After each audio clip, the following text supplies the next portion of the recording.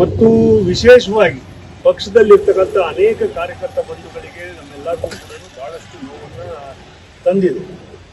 ಹಾಗಂತ ಹೇಳ್ಬಿಟ್ಟು ವರಿಷ್ಠರು ತಗೊಂಡಿರ್ತಕ್ಕಂಥ ನಿರ್ಧಾರವನ್ನ ನಾವು ಯಾರೂ ಕೂಡ ಚಾಲೆಂಜ್ ಮಾಡೋದಾಗ್ಲಿ ಅಥವಾ ಅದಕ್ಕೆ ವಿರುದ್ಧವಾಗಿ ಮಾಡ್ತಕ್ಕಂಥದ್ದು ಆಗಬಾರ್ದು ಮತ್ತು ಆಗಿಲ್ಲ ಅನ್ನೋದು ನಮ್ಮ ಕಡೆಯಿಂದ ಪೂರ್ಣವಾಗಿರ್ತಕ್ಕಂಥ ಮಾಹಿತಿ.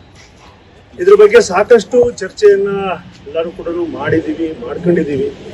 ಇದ್ರ ಜೊತೆಗೆ ನಮ್ಮ ಹರೀಶ್ ಅವರಿಗೆ ಸುಖಾಸ್ ನೋಟಿಸ್ ಕೊಟ್ಟಿರ್ತಕ್ಕಂಥದ್ದಕ್ಕೆ ಇವತ್ತು ಕಡೆಯ ದಿನ ಇದೆ.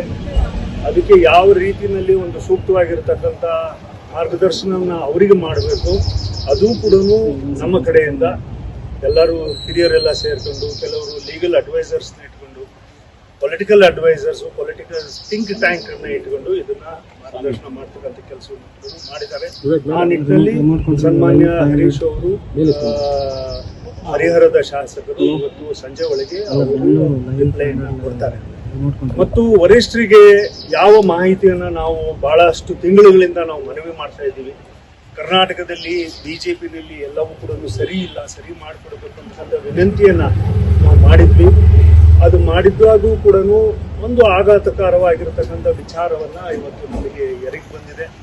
ಅದನ್ನ ನಾವು ವರಿಷ್ಠರಲ್ಲಿ ನಾವು ಇವತ್ತಾಗಲೇ ಸನ್ಮಾನ್ಯ ನಮ್ಮ ರಮೇಶ್ ಜಾರಕಿಹೊಳಿ ಅವರು ಈಗಾಗಲೇ ಮನವಿ ಮಾಡ್ಕೊಂಡಿದ್ದಾರೆ.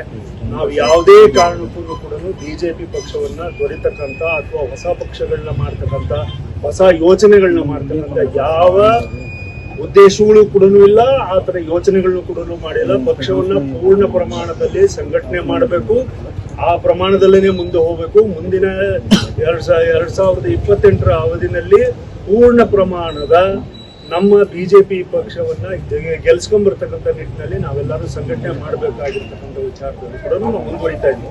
ಆ ಕಾರಣಕ್ಕೋಸ್ಕರನೇ ಅನೇಕ ಬದಲಾವಣೆಗಳು ಬಿಜೆಪಿ ಪಕ್ಷದಲ್ಲಿ, ರಾಜ್ಯದ ಬಿಜೆಪಿ ಪಕ್ಷದಲ್ಲಿ ಆಗಬೇಕು ಅನ್ನೋದು ನಮ್ಮ ಒತ್ತಾಯ ಇತ್ತು.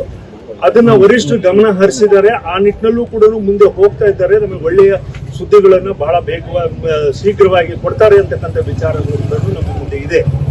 ಆಗಿಯೂ ಕೂಡ ಸನ್ಮಾನ್ಯ ಯತ್ನಾಳಜಿ ಅವರ ಇವತ್ತು ಉಚ್ಚಾಟನೆ ಏನಿದೆ, ನಾವು ವರಿಷ್ಠರಿಗೆ ಬಹಳ ವಿನಯಪೂರ್ವಕವಾಗಿ ನಾವು ವಿನಂತಿ ಮಾಡ್ಕೊಳ್ತಾ ಇದೀವಿ. ಅದನ್ನ ಮತ್ತೊಮ್ಮೆ ಪರಿಶೀಲನೆ ಮಾಡಬೇಕು. ಇದು ಅನೇಕ ಸಮುದಾಯಗಳಿಗೂ ಕೂಡ ಅದು ಕಡೆಯಿಂದನೂ ಒತ್ತಾಯ ಇದೆ. ಪಂಚಮಶಾಲಿ ಅಂತಲ್ಲ, ವೀರಶೈವ ಲಿಂಗಾಯತರ ಕಡೆಯಿಂದನೇ, ಹಿಂದೂ ಸಂಘಟನೆಗಳ ಕಡೆಯಿಂದನೇ, ಬಿಜೆಪಿ ಕಾರ್ಯಕರ್ತರುಗಳ ಕಡೆಯಿಂದ ಇವತ್ತಾಗಲೇ ತಾವು ಸೋಷಿಯಲ್ ಮೀಡಿಯಾದಲ್ಲಿ ನೋಡಿದ್ರಿ. ಮತ್ತು ತಮ್ಮ ಚಾನೆಲ್ಗಳಲ್ಲೂ ಕೂಡ ಬಹಳಷ್ಟು ವಿಶ್ಲೇಷಣೆಗಳನ್ನ ಎಳೆಯಾಗಿ ಬಿಜೆಪಿ ಸಂಘಟನೆಯಿಂದ AK ಸುಬ್ಬಯ್ಯರಿಂದ ಹಿಡಿದ್ಬಿಟ್ಟು ಎಲ್ಲಾ ಹತ್ರದಿಂದ ಇದು ಇವತ್ತಿನವರೆಗೂ ಕೂಡ ಈ ತರ ನೋಟಿಸ್ ಕೊಟ್ಟಿದ್ದಕ್ಕೆ, ಉಚ್ಚಾಟನೆ ಮಾಡಿದ್ದಕ್ಕೆ, ಹಿಂದೂ ಸಂಘಟನೆಯನ್ನು ಉಚ್ಚಾಟನೆ ಮಾಡ್ತಕ್ಕಂಥದ್ದಕ್ಕೆ ಅಥವಾ ಇದನ್ನ ಬೇರೆ ರೀತಿಯಲ್ಲಿ ತಗೊಂಡು ಹೋಗ್ತಾ ಇದ್ದಾರೆ ಅಂತಕ್ಕಂಥದ್ದು. ಬಿಜೆಪಿ ಪಕ್ಷ ಯಾವುದೇ ಕಾರಣಕ್ಕೂ ಕೂಡ ಹಿಂದೂ ಸಂಘಟನೆ ಇರ್ಬೋದು ಅಥವಾ ಹಿಂದುತ್ವದ ಬಗ್ಗೆ ವಾದ ಇರ್ತಕ್ಕಂಥದ್ದು ಇರ್ಬೋದು, ಪಕ್ಷದ ಸಂಘಟನೆ ಇರ್ಬೋದು, ಇದು ಯಾವುದಕ್ಕೂ ಕೂಡ ಬಿಟ್ಕೊಡಲ್ಲ, ಕಾರ್ಯಕರ್ತರನ್ನ ಬಿಟ್ಕೊಡಲ್ಲ. ಯಾವುದೋ ಇದೊಂದು ಕೆಟ್ಟ ಗಳಿಗೆನಲ್ಲಿ ಈ ತರ ಆಗಿದೆ ಅನ್ನೋದು ನಮ್ಮ ಇದು.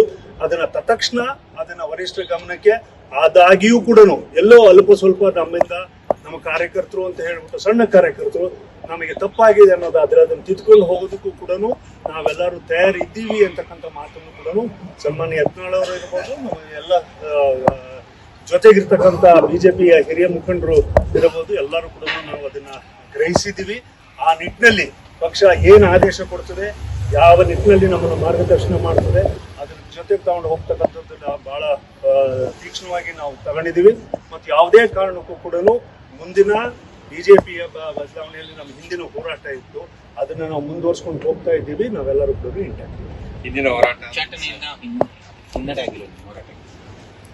ನಾನು ಅದನ್ನೇ ಹೇಳಿದೆ, ಕಹಿ ಘಟನೆ ಅಂದ್ರೆ ಅದು ಹಿನ್ನಡೆ ಅಂತಾನೆ ಅರ್ಥ. ಯಾಕಂದ್ರೆ ಒಬ್ಬ ನಮ್ಮ ಲೀಡ್ರು ಯತ್ನಾಳ್ ಅಂತ ಒಬ್ಬ ಸೀನಿಯರ್ ಮೋಸ್ಟ್ ಲೀಡ್ರು, ಸೆಂಟ್ರಲ್ ಮಿನಿಸ್ಟರ್ ಇದ್ದವರು, ಸಿಟ್ಟಿಂಗ್ MLA ಇದ್ದವರು, ಇದರೆಲ್ಲದನ್ನು ಕೂಡ ಇದನ್ನ ಒಂದೊಂದ್ಸರಿ ಅದು ತಪ್ಪು ಗ್ರಹಿಕೆಯಿಂದ ಆಗಿರ್ಬೋದು, ತಪ್ಪು ಇದರಿಂದ ಇರ್ಬೋದು, ಕೆಲವು ಮಾಹಿತಿಗಳ ಕೊರತೆ ನಾವು ಕೊಡದೇ ಇರತಕ್ಕಂಥ ಸಂದರ್ಭ ಒದಗಿ ಬಂದಿರ್ಬೋದು. ಅದನ್ನ ನಾವು ಸರಿಯಾದಂತ ವಿಚಾರಗಳನ್ನ ಕೊಡ್ತಕ್ಕಂಥ ಕೆಲಸ ಮಾಡ್ತೀವಿ.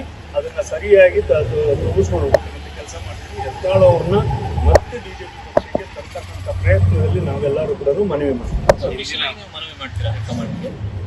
ಹೌದು, ನಮ್ಮ ನಿಟ್ಟಿನಲ್ಲಿ ನಾವು ಇಂಡಿವಿಜುವಲ್ ಆಗೂ ಮಾಡ್ತೀವಿ, ಎಲ್ಲರೂ ಕೂಡ ಒಟ್ಟಿಗೂ ಮಾಡ್ತೀವಿ, ಖುದ್ದಾಗಿ ಹೋಗಿ ವಿನಂತಿ ಮಾಡ್ಕೊಳ್ತೀವಿ.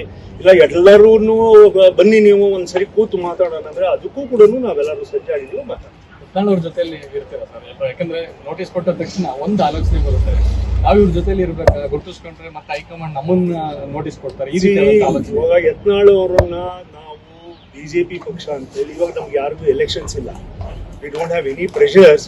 ನಾವು ಹೋಗ್ಬಿಟ್ಟು ಇವ್ರ ಜೊತೆಗೆ ಐಡೆಂಟಿಫೈ ಆಗಿಲ್ಲ. ಇವಾಗ ನೀವೇ ನೋಡ್ತೀವಿ ಎಸ್ ಟಿ ಸೋಮಶೇಖರ್ ಅವ್ರದ್ದು ಮತ್ತು ಹೆಬ್ಬಾರ್ ಅವ್ರದ್ದು ಐಡೆಂಟಿಫಿಕೇಶನ್ ಆಗಿರತಕ್ಕಂಥದ್ದಕ್ಕೆ ಶೋಕಾಸ್ ನೋಟಿಸ್ ಕೊಟ್ಟು ಫಸ್ಟ್ ಅವ್ರನ್ನ ಎಕ್ಸ್ಪೆಲ್ ಮಾಡಬೇಕು. ನಾನು ನೋಡಕ್ ಹೋಗಿ 84ರಿಂದ 50 kg ಬಂದೆ, ಆಮೇಲೂ ಸಣ್ಣಗೆ ಫಿಟ್ ಆಗಿದ್ದೀನಿ.